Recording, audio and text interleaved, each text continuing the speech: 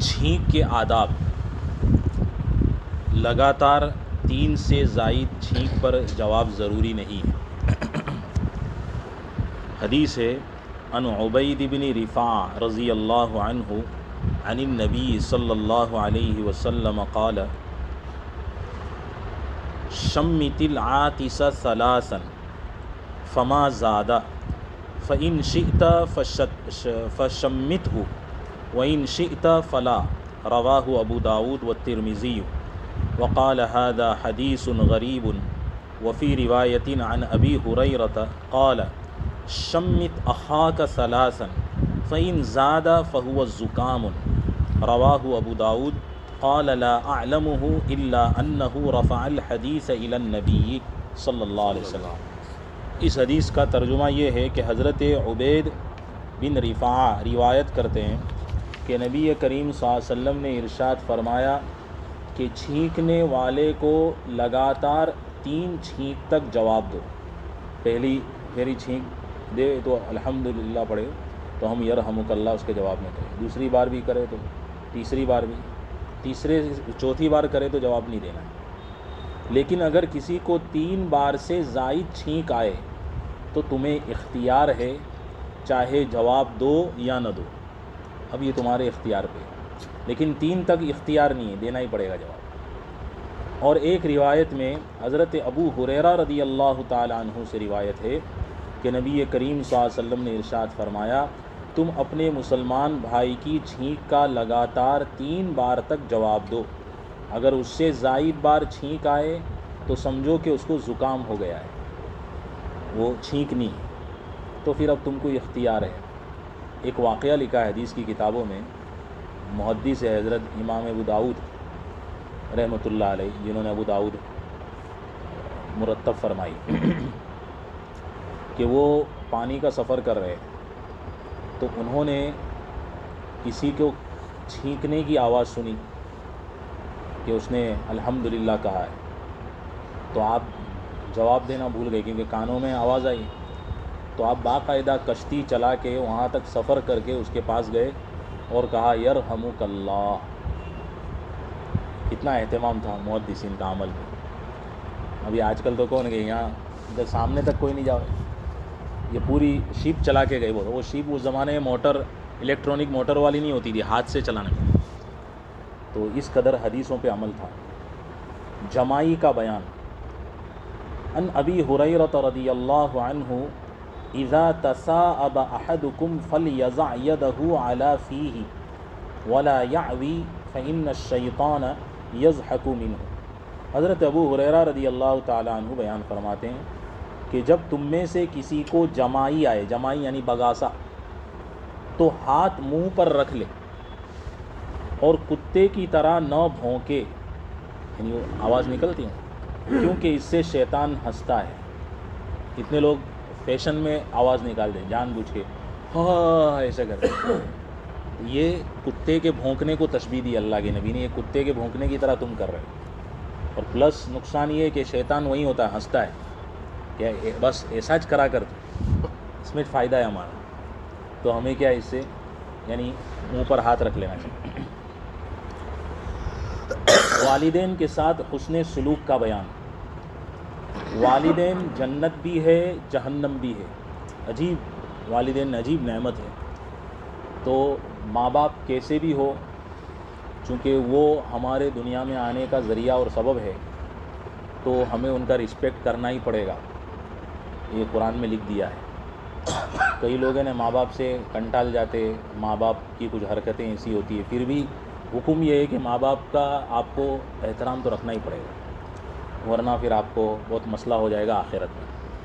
وہ حدیث سے دیکھیے، عن ابی امامۃ رضی اللہ عنہ ان رجلا قال لرسول اللہ ما حق الوالدین علی ولدہما قال ہما جنتک و نارک۔ حضرت ابو امامہ رضی اللہ عنہ نقل فرماتے ہیں کہ ایک صحابی نے دریافت کیا، یا رسول اللہ ماں باپ کا اپنی اولاد پر کیا حق ہے، یعنی اولاد پر ماں باپ کا کیا حق ہے؟ تو آپ صلی اللہ علیہ وسلم نے فرمایا وہ تمہاری جنت بھی ہے اور جہنم بھی ہے۔ اللہ کے حبیب کے الفاظ بہت مختصر ہوتے ہیں، تشریف فرماتے ہیں یعنی ان کی خدمت کرو گے اور وہ خوش ہو جائیں گے تو جنت مل گئی، ورنہ جہنم میں جانا پڑ سکتا ہے۔ ماں باپ دل سے ناراض ہو جائے گا اولاد سے، اور وہ بیٹی ہو کہ بیٹا ہو۔ اس لیے ہدایہ میں لکھا ہے نا کہ بھائی بیٹا اگر 100% خدمت کرے تو بیٹی پر بھی ہے کہ 50% ماں باپ کی خدمت کرے۔ جیسے وارثے میں یہ آدھا پورا ایسا اس میں بھی ہے، بیٹی پر بھی ہے۔ ایسا نہیں کہ بیٹی میں کہ چلی گئی تو اب کچھ ہے ہی نہیں، ایسا بھی نہیں ہے۔ تو اور اچھا یہ خدمت تمہارے کو فوگٹ میں نہیں لے رہے، اللہ نے جنت رکھ دیے لیے، یہاں آنکھوں سے نہیں دکھے گی، آنکھ بند ہوئے گی تو ڈائریکٹ جنت۔ تو سستا سودا ہے یہ، دیکھیے والدین کی نافرمانی کرنے والے کے لیے جنت سے محرومی۔ عن ابی ہریرہ رضی اللہ عنہ عن النبی صلی اللہ علیہ وسلم قال اربع حق علی اللہ الا يدخلهم الجنة ولا يذيقهم نعيمها مدمن الخمر وآكل الربا وآكل مال اليتيم بغیر حق والعاق لوالديه۔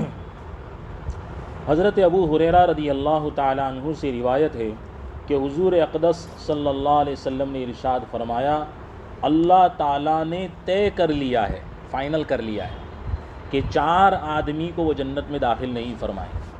4 آدمی ہیں، ان کو اللہ جنت میں داخل نہیں فرمائیں گے۔ پہلا کون سا ہے؟ شرابی، شراب پیتا ہے۔ اب آج کل تو کیا ہے، شراب کے الگ الگ استعمال آ گئے ہیں، پینا ہی نہیں ہے، اب سنگھائی بھی جا رہی ہے شراب، کپڑوں پہ لگائی جا رہی ہے شراب، لگائی جا رہی ہے، کھانوں میں استعمال کی جا رہی ہے۔ آپ دیکھو یہ یورپین جو ہوٹلس ہے اس میں جو کھانا بنا تو شراب بھی ڈالتے، شراب کی بوتلیں ڈالتے، تو اس طرح شراب کا استعمال ہے۔ تو فرمایا کہ شرابی کو اللہ جنت میں داخل نہیں فرمائے گا، یہ طے شدہ ہے۔ اس لیے اگر کوئی شراب پی رہا ہے تو اس کو توبہ کر لینی چاہیے۔ اور میں نے ابھی پینے کا مطلب بتایا کہ یہ پینا نہیں ہے، وہ پرفیومس ہے، اس کے اندر بھی شراب ہے، آپ تحقیق کریں تو یہ سب چیزوں سے بچنا پڑے گا۔ نمبر 2، سود کھانے والا، انٹرسٹ، سود کھانے والے۔ ایک جگہ کے بارے میں پتہ چلا کہ وہاں کے لوگ مدارس کو چندہ دیتے ہی نہیں، مدرسے سے الرجی۔ تو وہاں کے اللہ والوں نے بتایا کہ نہیں، یہ ہماری یہ جو قوم ہے یہ اپنے کاروبار میں بینک میں مبتلا ہے، کاروبار کا پورا ان کا کنیکشن بینک کے ساتھ، ظاہر سی بات ہے سود میں مبتلا ہے۔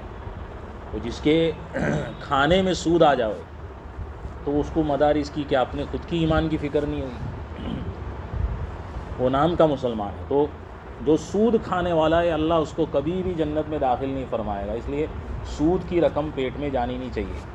وہ کہاں جانی چاہیے؟ جو لاچار مجبور آدمی ہو اس کو اس بغیر ثواب کی نیت کے دے دو، سب سے آسان طریقہ۔ تیسرا، ناحق یتیموں کا مال کھانے والا، یتیم ہے ان کا مال ہے، اب وہ اس کے چاچا کے پاس ہے، تایا کے پاس ہے، پھپھا کے پاس ہے کسی، اب وہ جو ہے خود بھی کھا رہا ہے یتیم کو بھی کھلا رہا ہے، لیکن منع ہے۔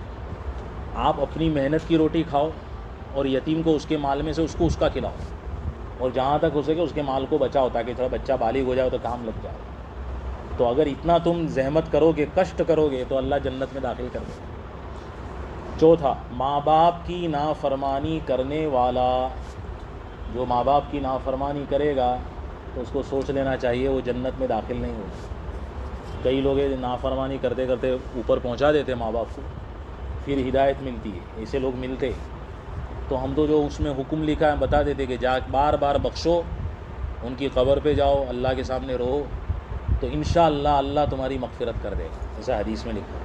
یہ کتنا اگرا ہے، جو جیتے جی فائدہ اٹھاؤ، ہے کہ نہیں؟ ماں باپ کے پاس جا کے بیٹھو، ذرا آئس کریم کھلاؤ، دودھ کولڈ ڈرنک پلاؤ، ہنسی مذاق کرو، ایک فرینڈلی تعلق ہونا چاہیے احترام کے ساتھ، مگر آج کل لوگ ماں باپ کو بوجھ سمجھتے ہیں۔ رشتہ داروں کے ساتھ اچھا برتاؤ۔ عن عبداللہ بن عمرو بن العاص رضی اللہ عنہما عن النبی صلی اللہ علیہ وسلم قال لیس الواصل بالمکافی ولكن الواصل الذي اذا قطعت رحمه وصلها۔ فرمایا حضرت عبداللہ بن عمرو بن عاص رضی اللہ عنہما، روایت ہے کہ حضور اقدس صلی اللہ علیہ وسلم کا ارشاد ہے کہ حقیقت میں وہ شخص صلہ رحمی یعنی اچھا سلوک کرنے والا نہیں ہے جو بدلہ چکانے والا ہو. بدلہ چکانے وہ شخص اچھا ویوہار کرنے والا نہیں ہے جو ویوہار بدلہ چکانے والا ہو. ویوہار میں اس کے وہاں سے 2 روٹی آئی تو اپن نے 2 روٹی بھیجی, اس کے وہاں سے شادی کی کنکوتری آئی تو ہم نے شادی کی کنکوتری بھیجی. یہ ہے آج یہ ہمارے یہاں یہ کامن ہو گیا ہے, بلکہ اہل علم بھی اس میں مبتلا ہے. یہ بھی چیز دیکھنے کو مل رہی ہے. ہونا یہ چاہیے کہ جس نے آپ کو دعوت نہیں دی ہے تم اس کو دعوت دو, جس نے آپ کو سلام نہیں کیا آپ اس کو سلام کرو, جو آپ سے نفرت کرتا ہے آپ اس سے محبت کرو. یہ حکم ہے. مگر معاف کرنا ہم سب اس میں مبتلا ہے. اللہ ہمارے نفس کو نفسانیت کو ختم فرما دے, کیونکہ یہ جو بدلہ چکانے والی ریتی یہ اچھی نہیں, فائدہ مند نہیں. فرمایا کہ بلکہ حقیقی صلہ رحمی کرنے والا وہ شخص ہے جس سے رشتہ دار لوگ اپنا رشتہ کاٹ لے تب بھی وہ اپنے رشتہ داروں کے ساتھ اچھا سلوک کرے. تب بھی اچھا سلوک. چاچا ناراض ہو گیا, ماما ناراض ہو گئے, مگر پھر بھی منانے جا رہا ہے. وہ تو رشتہ کاٹ رہے ہیں لیکن یہ رشتہ جوڑنے جا رہا ہے. یہ بہت اچھی چیز ہے, بہت اچھی صفت ہے.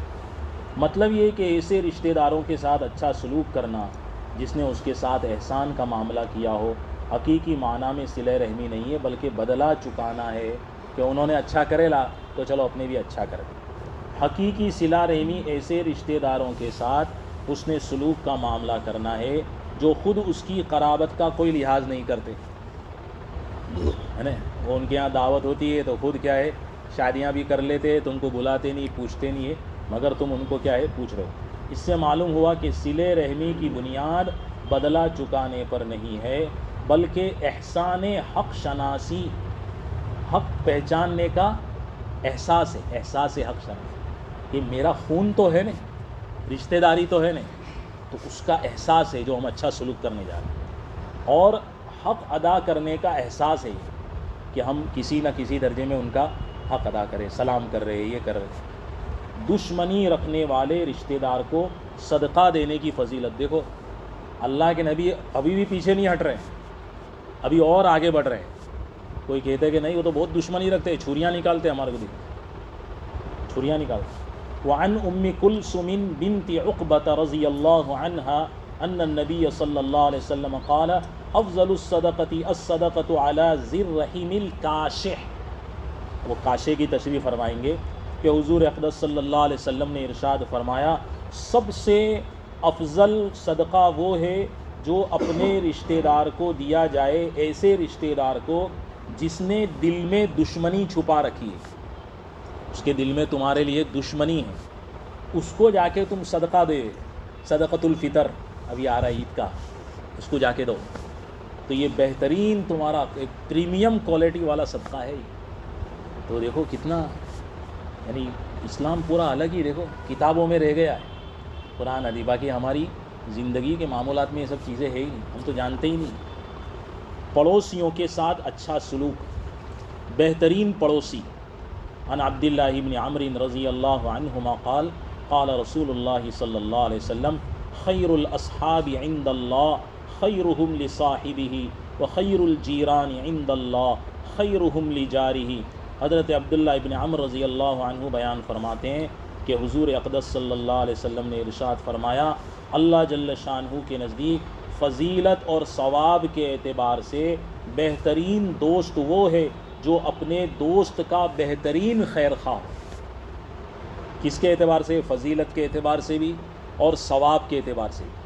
بہترین دوست وہ ہے جو اپنے دوست کا کیا ہو خیر خواہ ہو.